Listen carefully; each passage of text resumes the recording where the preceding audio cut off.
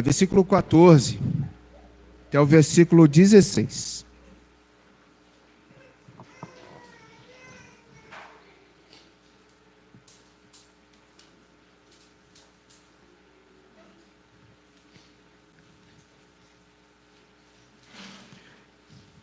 Judas, versículo 14, 15 e 16.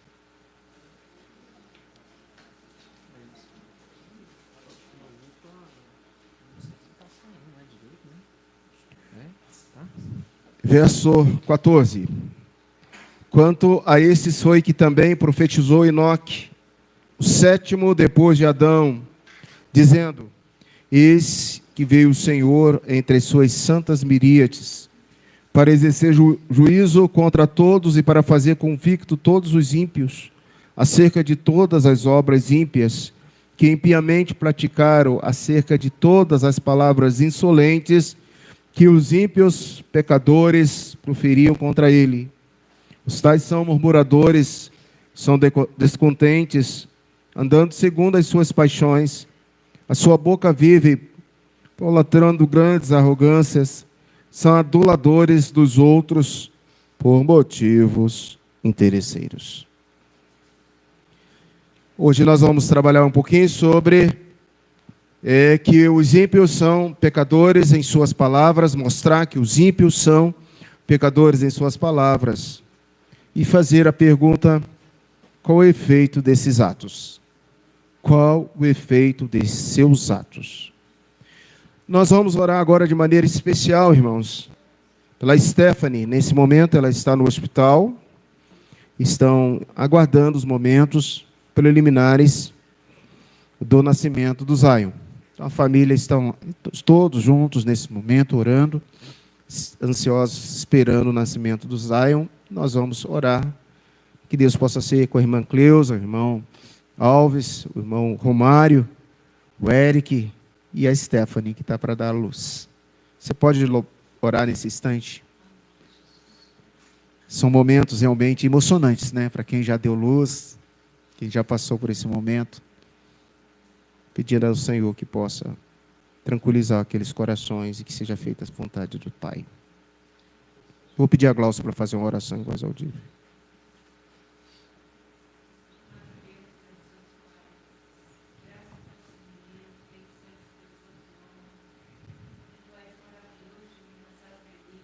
Ali, Senhor.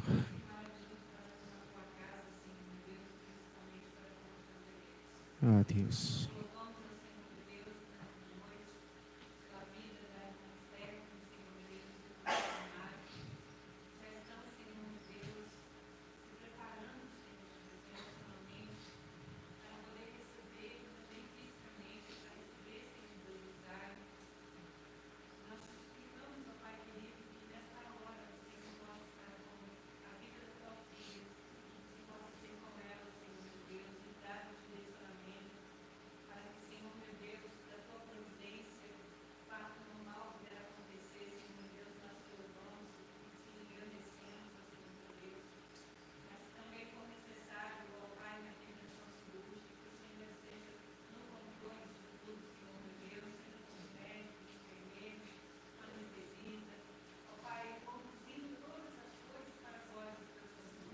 Aleluia, Deus.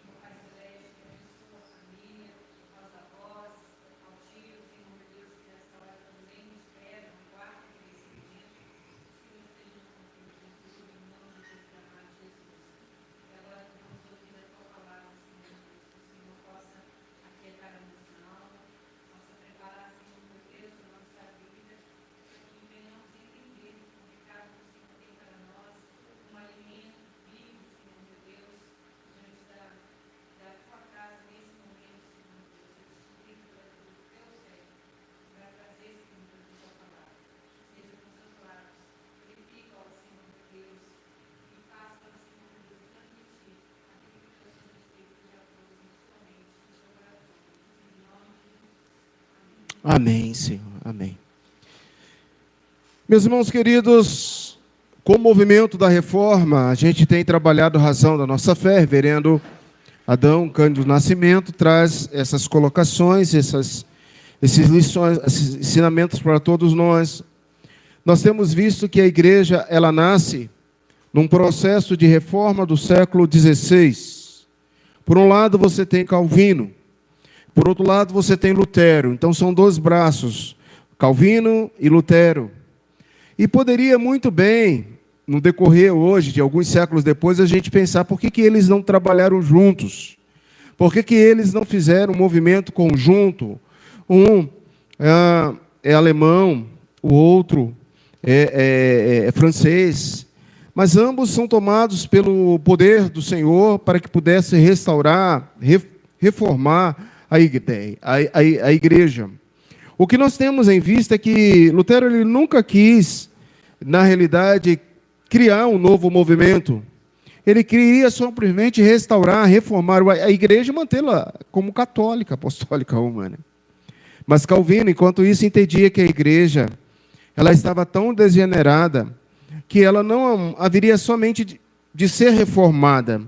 Ela precisaria retornar, voltar aos ensinos bíblicos da palavra de Deus. Calvino, então, se propôs organizar uma nova igreja com uma exposição de doutrina bíblica e sua liturgia e o seu governo direcionado para a igreja primitiva.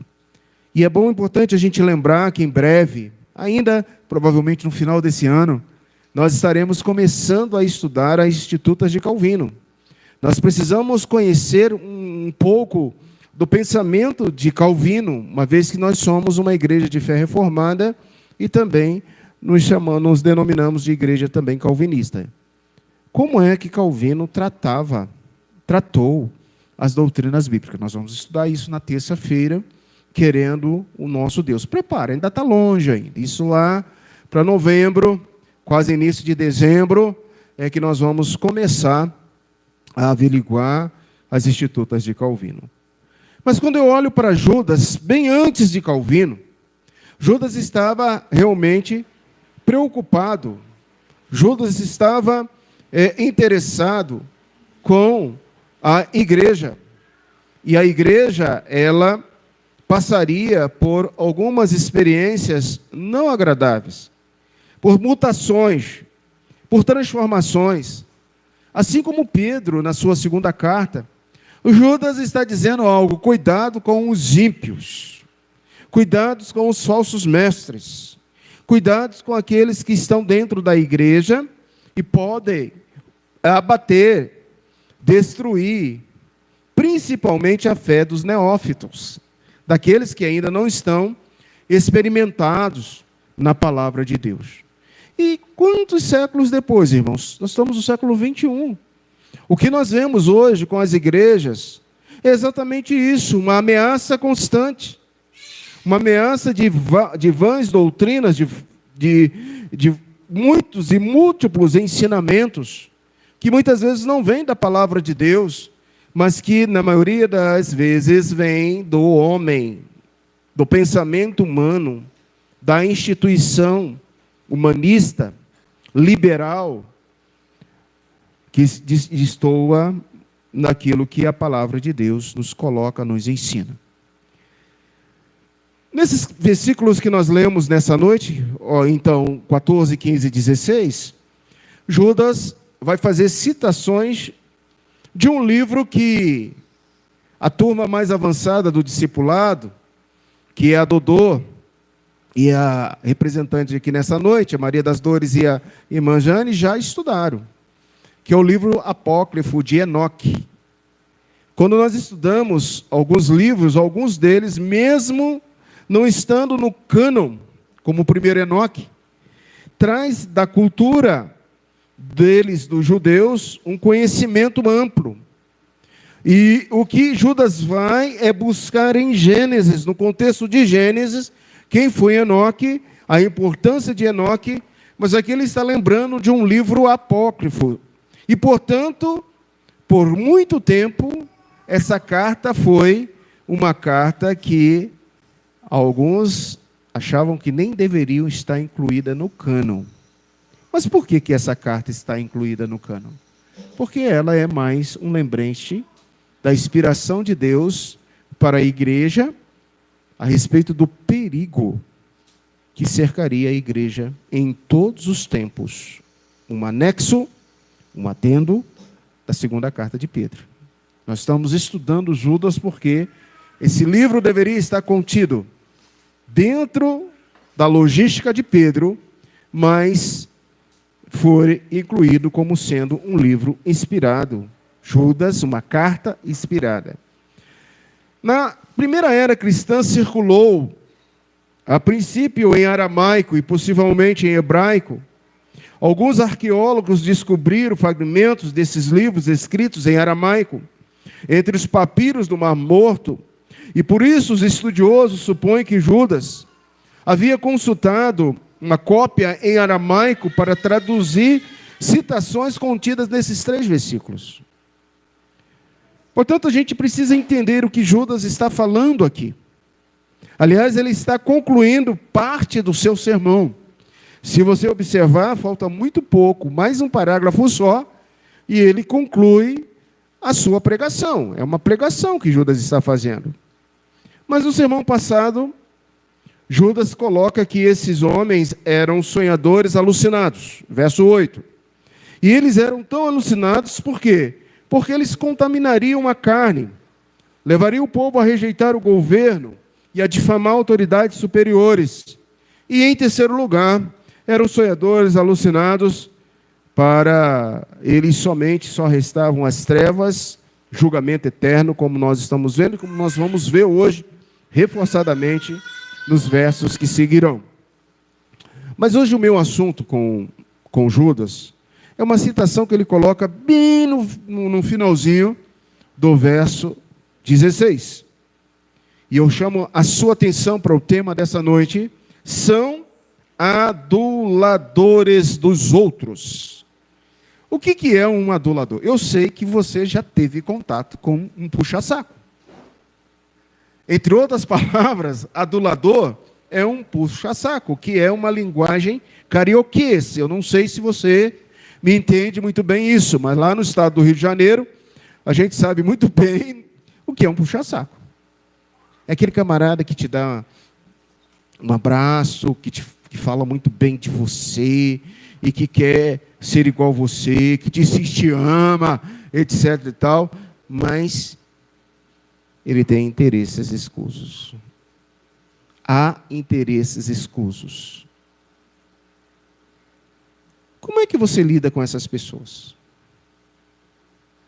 Como é que nós lidamos com essas pessoas? Isso é um caso sério. Agora Judas está falando que esses homens ímpios, esses homens sonhadores e alucinados, esses homens agora vai ser definido como ímpios.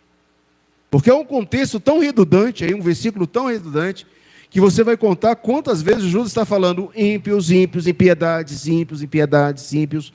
São pessoas ímpias. Então, da próxima vez que você encontrar com um puxador de saco, alguém que quer ter interesses escusos, você diz assim: olha, que Judas chamou essas pessoas de ímpios, de interesseiros. A gente vai ver algumas qualidades aqui nessa noite. Em primeiro lugar, os aduladores foram profetizados por esse Enoque. Verso 14, irmãos. Quanto a esses, profetizou Enoque. Há uma citação desse contexto em Gênesis, capítulo 5, 21 a 24. Se você quer saber quem foi Enoque, está expresso nesse contexto de Gênesis, capítulo 5, 21 a 24. Mesmo que Judas tenha citado ou tenha pego com referência esse apócrifos, ele agora leva-nos a pensar em Gênesis, um livro altamente inspirado, dois que fazem parte do Pentateuco. Nós sabemos cronologicamente que não é, que é o primeiro livro, é o livro da criação, é o livro da origem, é o livro daqueles homens que vão introduzir a fé e vão apontar para Cristo. Ele não dá, aqui nesse contexto, Judas, ele não dá evidência alguma de que considerava, claro, este documento como um documento inspirativo. Primeiro Enoque não era um livro inspirativo, mas era um documento que naquele período era conhecido pelas pessoas que estavam naquela igreja, pelo povo naquela época. Era altamente um livro discutido entre os religiosos. Além disso, ele vai dar um exame mais detalhado e ele vai mostrar que, mesmo sendo um documento apócrifo, foi responsável por influenciar indiretamente a linguagem e o pensamento de muitos escritores do Novo Testamento. O cânon do Novo Testamento estava sendo formado. E ele cita Mateus, Lucas, Romanos, Hebreus e até mesmo Apocalipse dentro dessa evidência. Os seus autores mostram estar familiarizado com esse conteúdo de 1 Enoque. E por fim, devemos perguntar se essa citação de 1 Enoque, em seu contexto bíblico, é provida de autoridade. Então, olha para o verso 14, o que ele está falando de Enoque no verso 14? Ele vai trabalhando uma linhagem. E ele diz assim, olha, Enoque, o sétimo depois de Adão. Ele começa contando em Adão, e ele chega em Enoque. Eis que veio o Senhor entre as suas santas miríades. O que ele está colocando aqui? Uma prova da inspiração, amados, é que quando um livro, ou um escrito, ou uma parte, ela quer tratar de algo inspirado no todo da Bíblia, o Espírito Santo, ele enche o autor e dirige a escrever o que a Escritura provém. Lembra que nós estudamos em 2 Pedro 1, 21? Que toda a Escritura é inspirada por Deus, é útil. Pedro já havia tratado desse conteúdo. O Espírito Santo tem liberdade de inspirar palavras tornadas emprestadas e fazer dessas palavras, além de um exemplo de autoridade, uma manifestação clara da vontade do próprio Deus, que através das suas palavras confere autoridade absoluta. Se ficássemos só no nome, na personalidade Enoque, nós veríamos que Gênesis, a partir do capítulo 5, 18, 21 a 24, apresenta Enoque como uma pessoa justa e que chega até nós pela genealogia. Ele era um homem que andou com Deus. A gente fala de Enoque, a gente tem que lembrar que ele era um homem que andou com Deus. Só esta frase, usada duas vezes no verso 22 e verso 24, então, nós estaremos visualizando, serve para revelar uma vida espiritual íntima, uma vida que estava em ligação com Deus. Lá por causa da devoção de Enoque, Deus tomou para si, de modo que ele não viu a morte, ele foi transladado. Hoje vocês estudaram um assunto muito importante na escola dominical. E alguns temas na Bíblia que nós precisamos parar e pensar. Enoque, o homem que foi transladado. Para onde foi Enoque?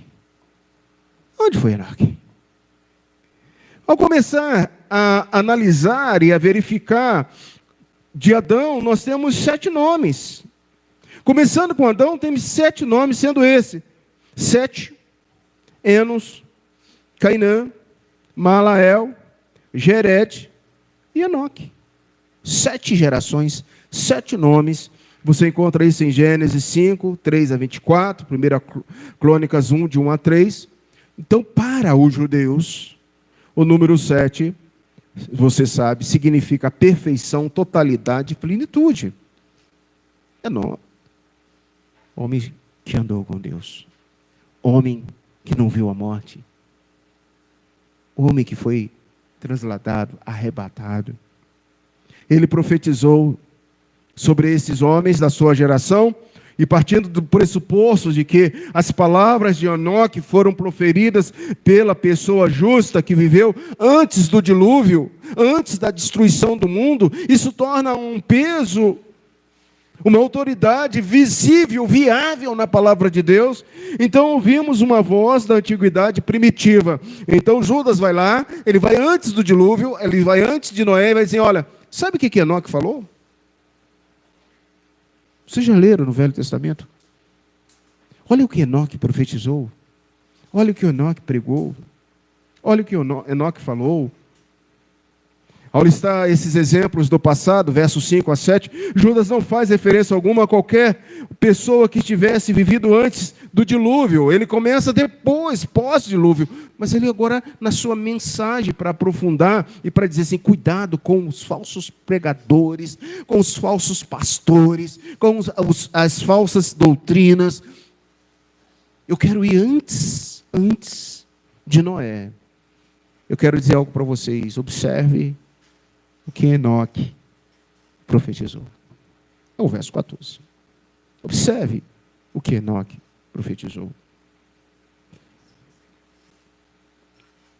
E ele profetizou sobre esses homens. E podemos, irmãos, partir do pressuposto de que as palavras de Enoque foram proferidas pela pessoa justa que viveu antes do dilúvio, e agora Judas faz referência a qualquer pessoa que tivesse vivido antes do dilúvio, e o seu relato agora é paralelo com aquele que Pedro fez e nós estudamos, do outro lado, que vai incluir Noé e a sua família. Noé, diz Pedro, homem justo, que andou com Deus. No lugar de Noé, Judas menciona Enoque, que proferiu nos tempos anteriores ao dilúvio. O que percebe agora é que a direção está em voltar para Cristo. O contexto do verso 14 é: volte e observe o que o Senhor vai fazer. Qual será a ação do Senhor? Veja, o Senhor está vindo com milhares e milhares de santos, milhares e milhares de anjos. Exceto por poucas variações, talvez Judas apresenta sua própria tradução. Judas transforma o Senhor no sujeito da frase. Ele coloca a citação sobre o ponto de vista da volta do Senhor. O Senhor está voltando. O Senhor vai julgar a igreja. O Senhor vai separar os ímpios. O Senhor vai peneirar aqueles que são, aqueles que não são. Portanto, eu preciso entender isso. Quando Jesus regressar, ele estará acompanhado de suas santas miríades, dos seus anjos. O Judas está citando mais uma vez aquilo que ele disse, assim, é uma criatura um pouco mais elevada do que nós, seres humanos, mas quando Cristo voltar, ele volta com seus anjos. Você pode imaginar isso? Irmãos, você está antenado nas coisas que estão acontecendo hoje? Como é que um avião imune aos radares, consegue chegar num território e consegue perfurar uma rocha? O que é isso? Ninguém viu. Mas eu quero dizer para você que quando Jesus voltar vai ser diferente. Não vai ser nada oculto. Vai ser revelado, todos os olhos verão, todas as línguas confessarão, todos os habitantes criados verão Jesus Cristo voltando com seus santos anjos, e isso nós veremos, você verá. É uma promessa bíblica: aqueles que dormiram, morreram, ressuscitarão para glorificar a vinda do Senhor Salvador Jesus Cristo. Todos verão, todos os joelhos se dobrarão, todas as línguas confessarão. E Judas está falando para ele: atenção, igreja. Esses falsos pregadores, esses ímpios pregadores estão aí, distorcendo a palavra. Mas Jesus já está voltando. Jesus já está chegando. O que nós temos, irmãos, é um julgamento.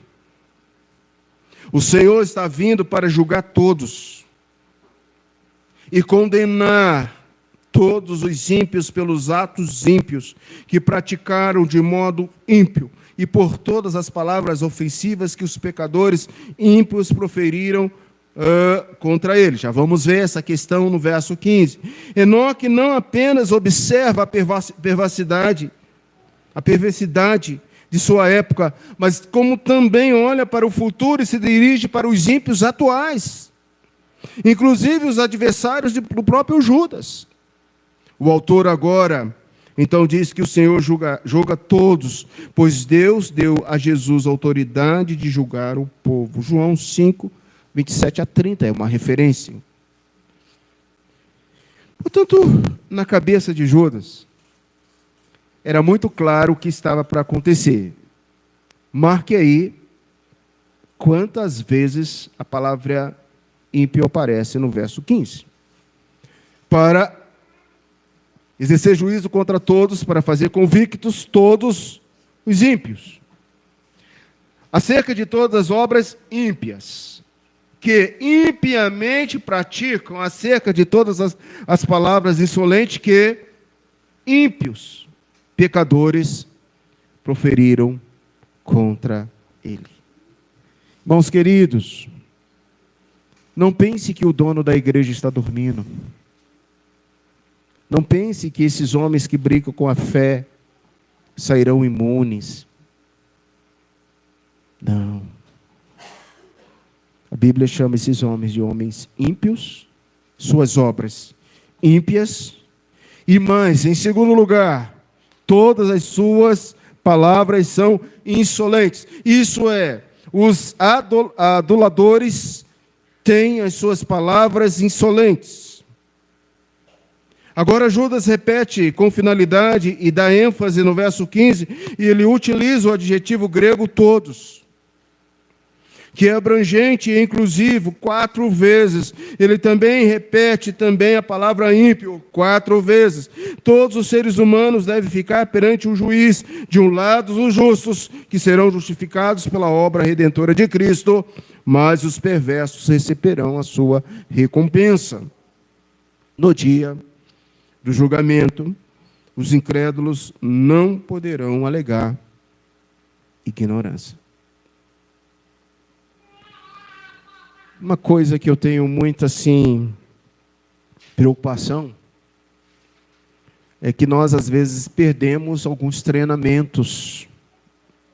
A gente tem estudado isso. A segunda turma mais avançada do discipulado lembra que está aqui, no culto, na igreja, é um treinamento. Hoje nós somos treinados na parte da manhã. Agora nós estamos sendo treinados. E a minha função como treinador é dizer para você, você é alguém que começou a jornada do Senhor. Não olhe para trás, não. Não ouça o que esses homens ímpios estão falando, mas leia a Bíblia, leia a palavra.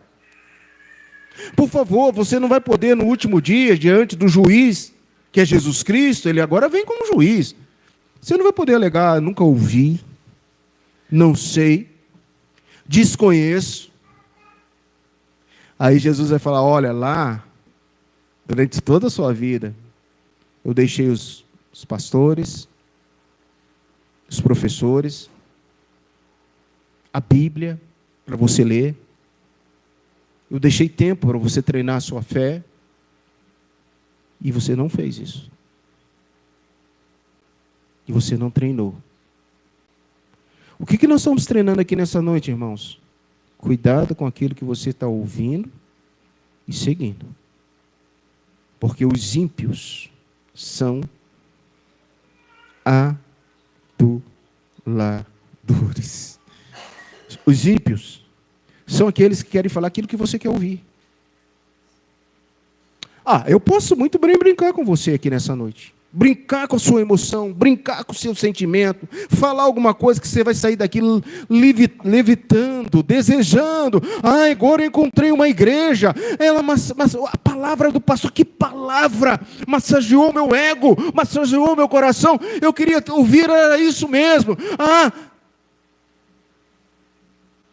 Irmãos, Eu posso usar a psicologia, eu posso usar a cronos, que é a luz, eu posso usar o som, eu posso usar o coach, eu posso olhar para você, eu sei um pouco daquilo que você está necessitando, e eu não vou pregar como eu preguei de manhã cedo hoje, dizendo que eu não preciso descobrir qual é a sua necessidade. Hoje eu preguei isso de manhã, porque todas as nossas necessidades estão diante do Senhor. Tudo que eu preciso.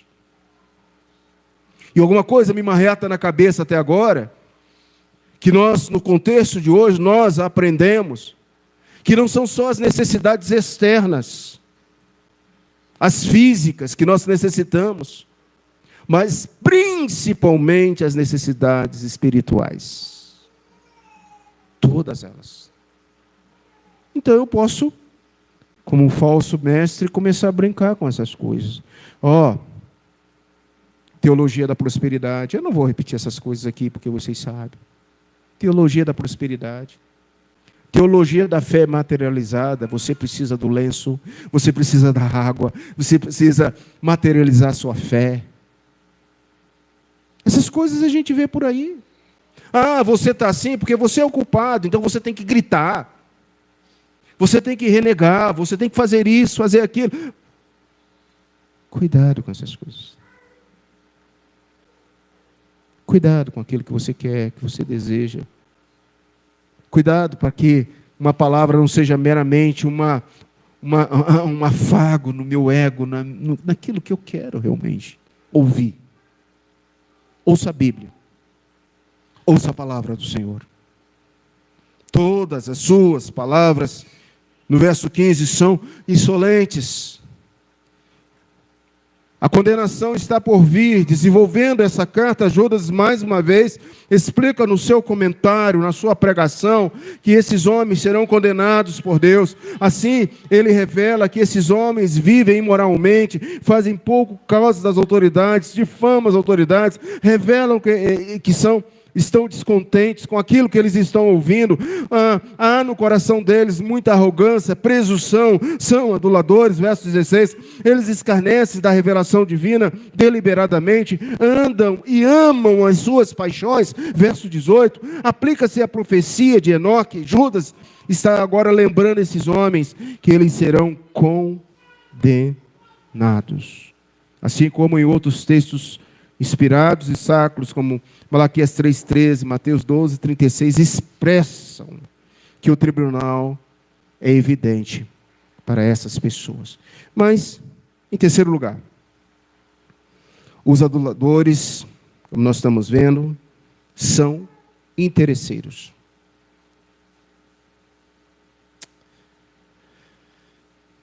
Está difícil, viu, meus irmãos, viver hoje. Como nós recentemente falávamos lá, né? A cada 15 minutos, nós sofremos ataques, quer seja virtual, quer seja por pessoa querendo tirar proveito, e isso está difícil. Você não sabe mais o que é verdade e o que não é verdade. Se de fato aquilo que está se apresentando ali é algo real, ou se é algo fake. As pessoas querem tirar vantagem de tudo. São interesseiros. Agora, pense isso no contexto da fé. Pense isso no contexto da igreja.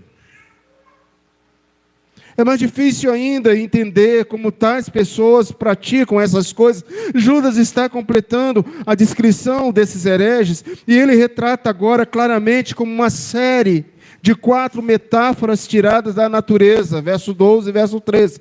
Olhe aí, verso 12 e verso 13. Ele extrai da natureza: rochas submersas, em vossas festas de fraternidade, baquenteando-se juntos sem qualquer recato, pastores de si mesmo, que se apacentam, nuvens sem água impelidas pelos ventos, árvores sem plena estação dos frutos. Está aí as qualidades. Ondas bravias do mar, são essas pessoas. Ele usou tudo isso na ilustração para dizer: são interesseiros. Agora ele traz algumas outras lições práticas e características irrepreensíveis. Por exemplo, esses homens são murmuradores.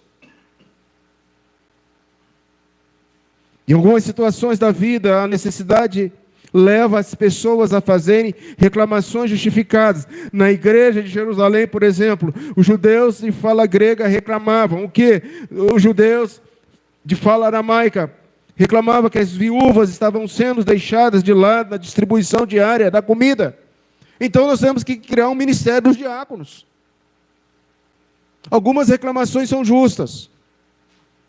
Revela que esses homens expressavam suas insatisfações e reclamação a respeito da conduta. Mas 85% as murmurações não são justas. 85%, irmãos, pense aí, é um índice alto. Imagine uma pessoa murmurando pela alimentação, sempre essa mesma comida, só isso que eu tenho, só como isso, eu não quero isso, estou enjoada e tal, enjoado. Aí você para no mundo inteiro, está todo mundo sem comida, passando fome. As pessoas murmuram por coisas pequenas. E eu espero que você não seja um crente murmurador, porque a murmuração é como pecado de feitiçaria. Ataca diretamente quem é Deus. Em tudo dai graças.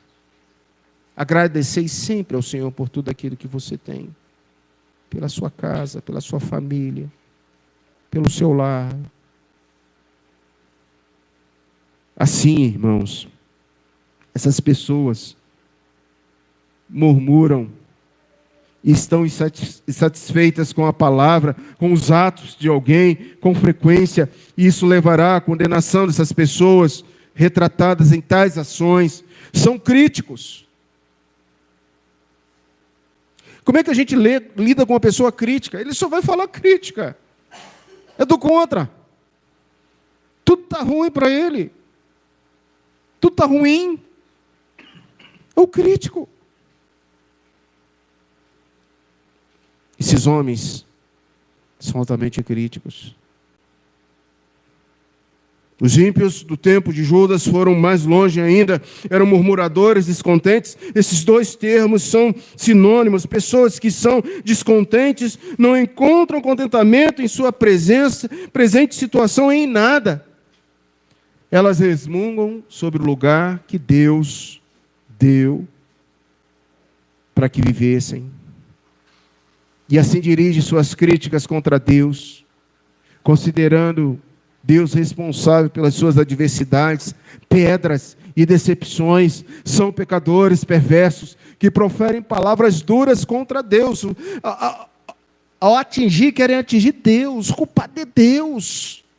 Deus é culpado. Depois seguem os seus próprios desejos perversos. Está no contexto. Judas repete essas palavras no verso 18, seguirão seus próprios desejos ímpios, adicionando o adjetivo perverso. Judas elimina a possibilidade de que palavras, desejos, se interpretados no sentido positivo.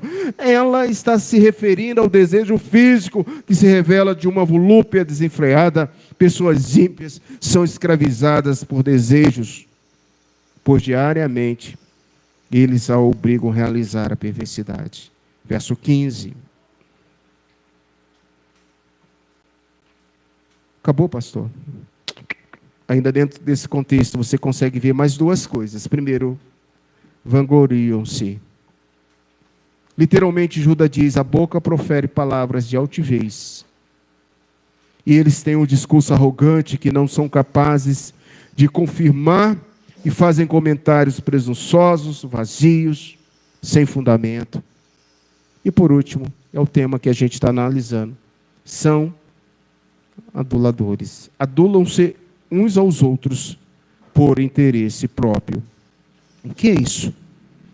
Esses homens ímpios mostram preferência por algumas pessoas, visando lucros para si mesmo. O grego tem a expressão admirar rostos. Admiração de pessoas, de rostos. Sua melhor tradução? Adulação.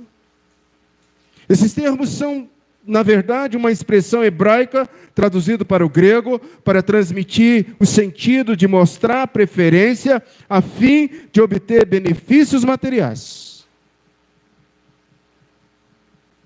Mas no Antigo Testamento, Deus instrui o israelita: não farás injustiça no juízo, nem favorecendo o pobre, nem compadecendo-se do grande.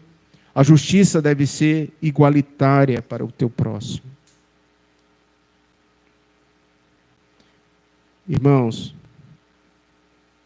como dói, do século 21, ler relatos em que líderes espirituais, nós até já falamos aqui, em sermões passados, líderes espirituais estão literalmente assediando, aliciando espiritualmente muita gente.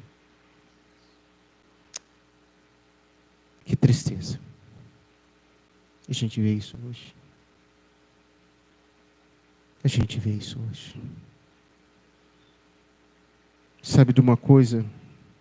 A confissão de fé diz que o estado de glória que a vontade do homem se torna perfeita e imutavelmente livre para o bem, só no estado glorioso.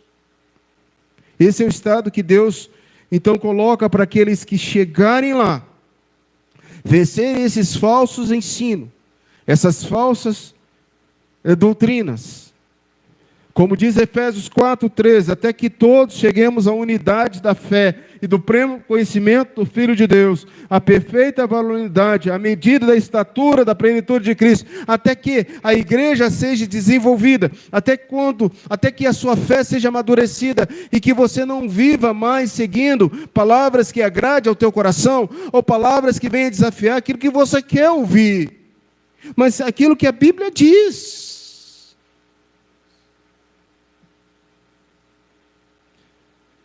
Eu não sei, irmãos, como a grande massa gosta de ser enganada, ludibriada. A gente gosta, e a gente começa a seguir pessoas que fazem isso. Mas não é isso que o Senhor Jesus está ensinando para nós. Ele está ensinando assim, cuidado com aqueles que conseguem arrebatar o seu coração, massagear o seu ego, dizer aquilo que você quer ouvir. O amigo não é aquele que diz tudo que a gente quer, mas é aquele que nos confronta. Ele nos ama. Ele é sincero. Ele diz tudo aquilo que você precisa consertar na sua vida. Esse é o amigo. Esse é sincero.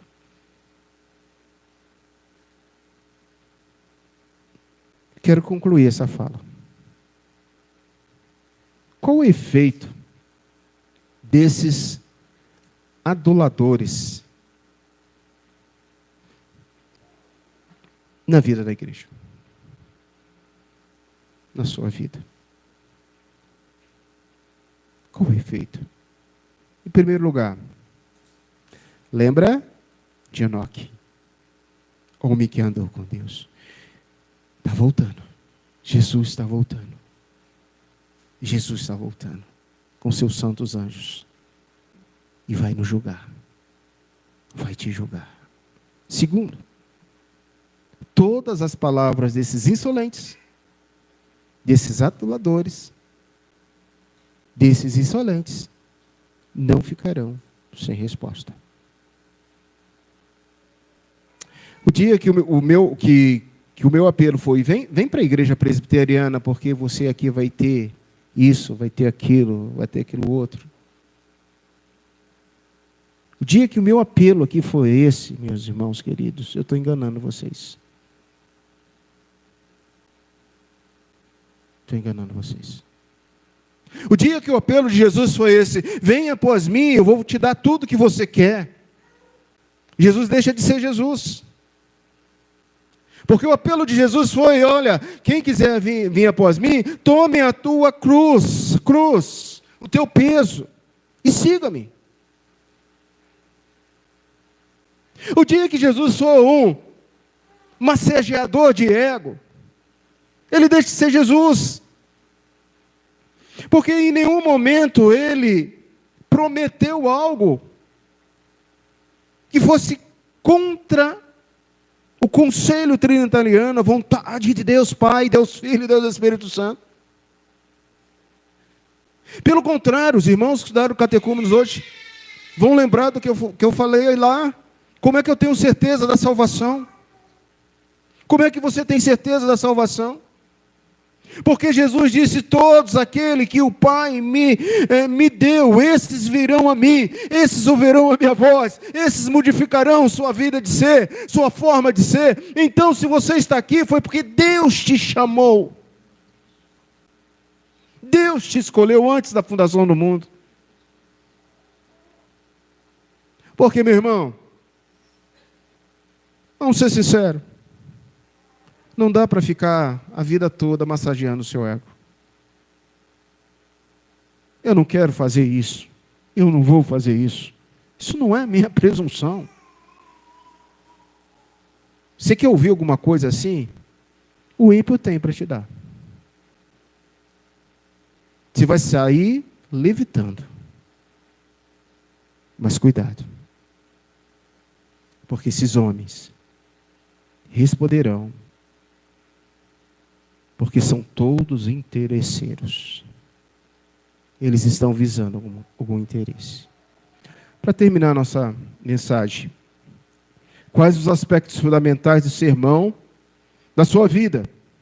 Judas 14:16 ensina que desde os tempos antigos o Senhor já havia anunciado o julgamento dos ímpios. A vinda gloriosa de Cristo com os seus santos está associado a esse juízo. Os falsos mestres e rebeldes revelam a sua condenação através de comportamentos corruptos e palavras ímpias. A igreja deve permanecer firme na verdade, o baluarte da verdade, resistindo a esses enganos e mantendo a fé em obediência e reverência a Deus. O que eu levo para a minha semana, e espero que você possa levar muitos ensinamentos desse contexto, elementos principais desse texto, como Enoque, verso 14, Judas reforça a seriedade do juízo divino. Visto que esse citou a vinda de Jesus, o Senhor virá, julgará todos os ímpios. E Ele, com certeza, expressa para todos nós qualidades desses homens. São insolentes, murmuradores, insatisfeitos, vivem conforme os seus próprios desejos, arrogantes, bajuladores por interesse. E por fim, irmãos, vigilância, vigilância e vigilância. Orai sem cessar. A igreja deve estar atenta aos falsos mestres, às impiedades crescentes, pois Deus prometeu julgar todas as atitudes. E uma coisa que eu não posso esquecer, nem você pode esquecer, é a consciência do juízo.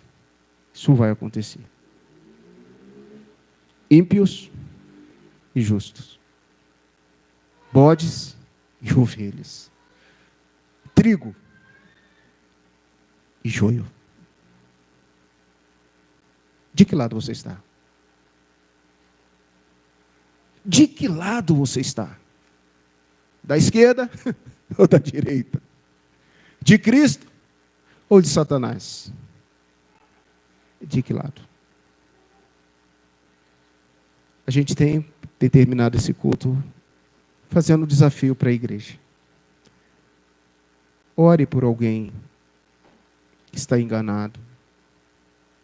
Ore por alguém que está preso. Ore para que Deus possa mostrar a verdadeira palavra, irmãos. Porque Deus é soberano. Até mesmo no meio, nos arraiais onde os ímpios já estão dominando. É que Deus possa fazer a sua palavra brilhar como a luz do sol e das estrelas. Que você possa fazer essa oração agora. Senhor, liberte meu irmão, liberte minha irmã. Senhor, muda a pregação de alguns. O Senhor pode confundir muitos ímpios por aí, gente. Senhor é o Senhor. Pode usar o ímpio para ser manancial de bênção. Uma palavra. O Senhor pode. Ele pode todas as coisas. Ore nesse momento por você. Para que nada e ninguém arranque essa certeza. Esse é o nosso treino de hoje. Certeza, convicção de que os ímpios serão julgados e que Cristo está voltando. Pai, obrigado pela tua palavra. Ministra aos nossos corações, Senhor, e que possamos ter essa firmeza e essa certeza de que tudo provém de ti, de que tudo está nas tuas mãos. Em nome de Jesus. Amém.